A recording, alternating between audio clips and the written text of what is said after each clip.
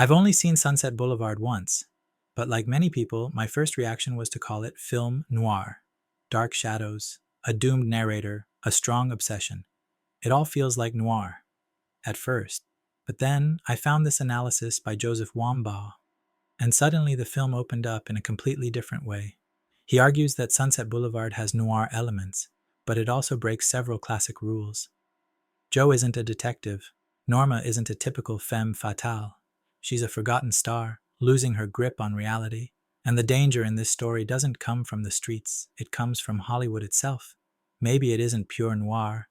Maybe it's something darker, a tragedy about a man who sells his soul, not to crime, but to fame. What do you think, noir or not?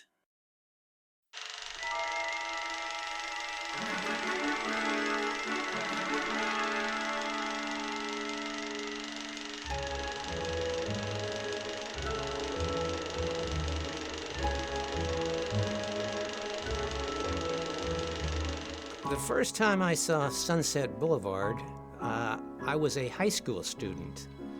And I was enraptured with movies in general. My whole life I've been a movie buff. And this was a movie, in a sense, about movies, even though it was film noir, and had a very dark side to it, yet being about the business.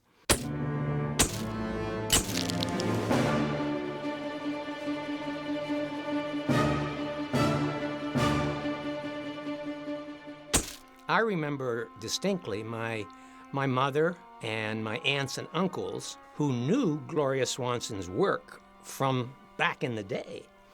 I remember them just being so excited about it, and all they could talk about was how good she looked, you know, from remembering her in the silence.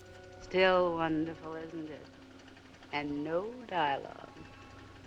We didn't need dialogue. We had faces. And that was fun, and that probably propelled me into the cinema to see it, you know.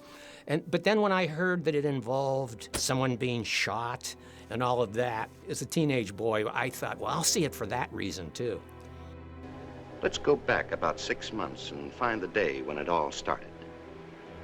I was living in an apartment house above Franklin and Ivar. Things were tough at the moment. The voiceover did not bother me because it's a technique of film noir. Many of the great film noir classics have a narrative voice, a voiceover. So we see the film in real time, and we also see it in the backstory through a narrator. That's quite common in film noir. As a matter of fact, I think that attracts me to film noir in itself. I like that device. You're Norma Desmond. Used to be in silent pictures, used to be big. I am big. It's the pictures that got small. But what differs from classic film noir is that usually we have a bad blonde or somebody who's going to really take advantage of our guy, our protagonist. But we don't have a bad woman here at all. We have a very vulnerable woman, a woman who's pathetic in many ways, a woman whom we grow to feel something for. We feel empathy. We feel sorry for her. In a way, we're rooting for her too as we watch this film. And that's where it sort of turns the classic film noir femme fatale on its head. And so we're kind of rooting for both of them, I think, Joe Gillis and Norma Desmond, but we know that no good can come of this arrangement. The film basically starts showing decay, that is, dead leaves along the street, and then there's the words on the curb, Sunset Boulevard. I mean, it starts out, in a sense, with decay. And then when we get to the mansion, oh my God, you know, the rats in the swimming pool, the air wheezing through that organ. I mean, an organ is horror, it is gothic. The wind gets in that blasted pipe organ. I ought to have it taken out. I'll teach it a better tune. The light and the shadow, and Max von Meyerling, played by the magnificent Erich von Stroheim. If you need any help with the coffin, call me. All of that was so gothic, but Billy Wilder, that rascal, always had a wonderful sense of humor. And I think The Dead Chimp was more than just symbolic of Joe Gillis going to be the next pet monkey. It was more than that. It was a chance for Wilder to be funny and to be whimsical and to give us a tone that puts us off balance so we don't quite know what's going to happen next in this film. I said, sit down. There was all that symbolism that made you know that she was going to catch hold of this man like a bird of prey, and he was not going to escape. You may recall that she bought him a golden keychain, and at one point in the film, he tries to go out the door, and what happens? The keychain hooks on the door. He can't get out. She's got a gold umbilical cord attaching him to her.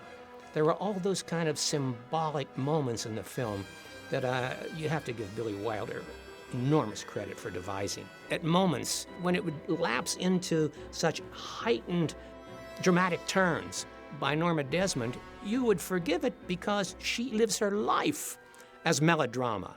So it really wasn't over the top, you know? It was designed that way. That's the Homicide Squad, complete with detectives and newspapermen. When I was a young cop, I used to come up to Hollywood from downtown LA, and I can recall listening to the patrol officers in Hollywood in the station, at Hollywood Station, talking about various calls that they'd gone on in the Hollywood Hills. And often it was a faded star, a faded actor, a faded director or screenwriter.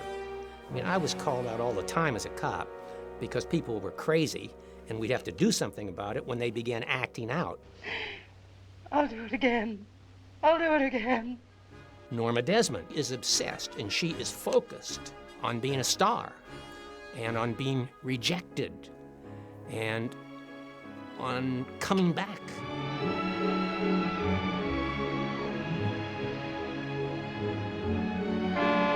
The scene where Norma Desmond goes to Paramount Studios, thinking that Cecil B. DeMille is calling her back for a picture he's making, is heartbreaking.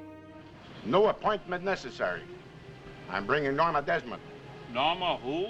And it was so well played. And by the way, DeMille did a pretty good job playing DeMille. 30 million fans have given her the brush.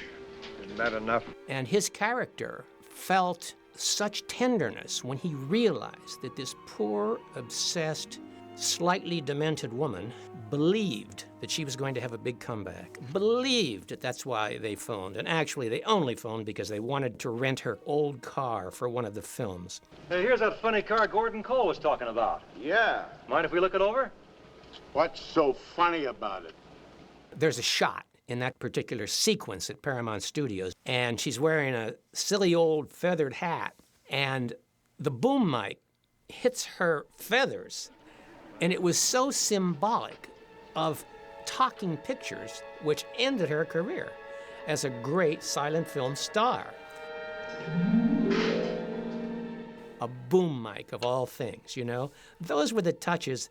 They're just pure Billy Wilder throughout that film. Miss Desmond! It's me! It's Hawkeye! Hello, Hawkeye. Another thing that makes Sunset Boulevard differ from classic film noir are the touches such as when all the old people who recognize her, the grips and the gaffers and the studio guard and the makeup people, they all come down and pay homage to her. Those are moments when we cry. And we don't often cry in film noir, in classic film noir. And remember, darling, I don't work before 10 in the morning and never after 4:30 in the afternoon. Yeah, that's wonderful when, at the end of the Paramount Studios sequence, when she starts to define the rules, when she makes her brilliant return, she will work at a certain time, and she'll be off at a certain time. And she sets the parameters, living in her illusion, not in reality. How'd it go? It couldn't have gone better. It's practically set. Of course, he has to finish this picture first, but mine will be his next. And it made it more heartbreaking because you knew that none of it was ever going to happen. Tell him he can get another old car someplace. I'll buy him 5 old cars if necessary. What happens when she finds out?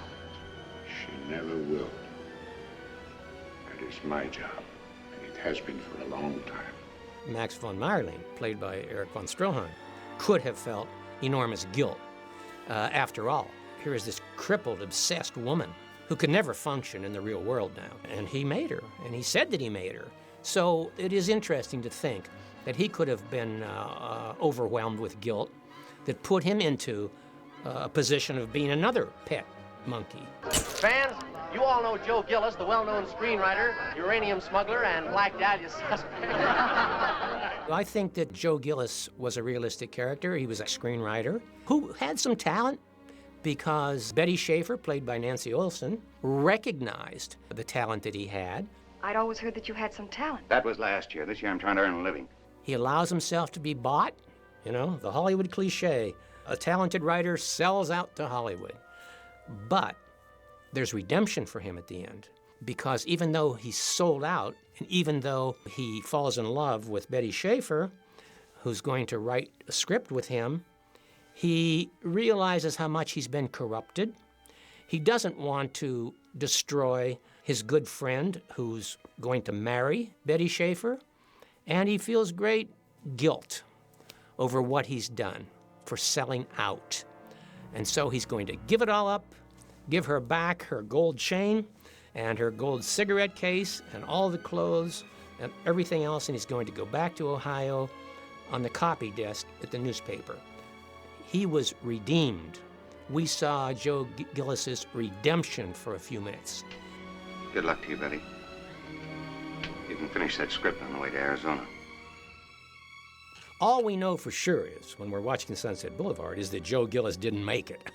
We know that from the opening scene in the swimming pool. But we tend to forget it, I think. I bought myself a revolver, I did. I stood in front of that mirror, but I couldn't make myself do it. Don't just stand there hating me. Shout at me. Strike me, but don't hate me.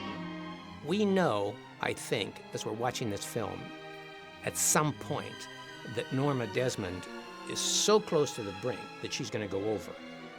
We just don't know for sure how far she's going to go. And I think the suspense is just kind of unbearable up to that point. Goodbye, Norma. No one ever leaves a star. That's what makes one a star. I can remember watching that once again as that high school boy, and I was saying, Joe, get out of there, Joe. Joe!